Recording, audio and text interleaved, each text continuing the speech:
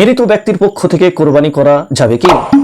এ প্রশ্নের উত্তরে আমি বলবো, মৃত ব্যক্তি যদি জীবদ্দশায় ওসিয়াত করে যায় তাহার পরিবারদেরকে তার মালের ঋণ পরিশোধ করার পর 1/3 অংশ দ্বারাই তার ওসিয়াত পুরো করা হবে।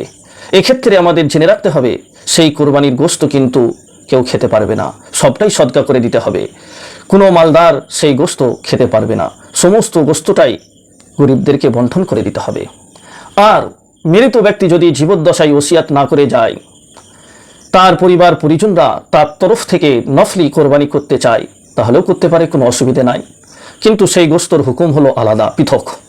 সেই গোশতর হুকুম হলো ওই রূপ যেই রূপ আমরা কোরবানির গোশতের হুকুম হয়ে থাকে, অর্থাৎ বাড়ির লোকও খেতে পারে, সদগাও করে দিতে পারে, বা কিছু রাখতে পারে, কিছু সদগাও করে দিতে পারে।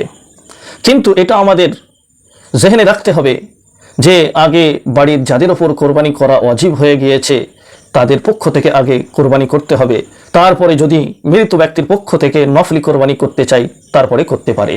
কিন্তু অনেকে দেখা যায় নিজের কোরবানি না করে, অথচ তার উপর কোরবানি ওয়াজিব হয়ে আছে, সে নিজের পক্ষ থেকে না করে নিজের মৃত পিতামাতার পক্ষ থেকে করছে, বা নিজের পক্ষ থেকে না দিয়ে নিজের ছোট ছেলে যে প্রাপ্তবয়স্ক নয়, বাচ্চা ছেলে, তার পক্ষ থেকে কোরবানি করছে। কেন?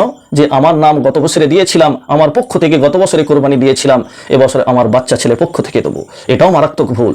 কেননা বাচ্চার উপরে এখনো কোরবানি ওয়াজিব হয়নি, বাপের ওপর কোরবানি ওয়াজিব। সেই জন্য গত বছর যদিও বাপ দিয়েছে, এই বছরও বাপের পক্ষ থেকে কোরবানি দিতে হবে। বাচ্চার পক্ষ থেকে কোরবানিটা নফল হবে, দিলে সব, না দিলে কোনো গুনাহ নেই। কিন্তু বাপের পক্ষ থেকে যদি কোরবানি দেওয়া না হয় তাহলে বাপ গুনাহগার হবে। সেজন্য এগুলোকে আমাদের খেয়াল রাখতে হবে।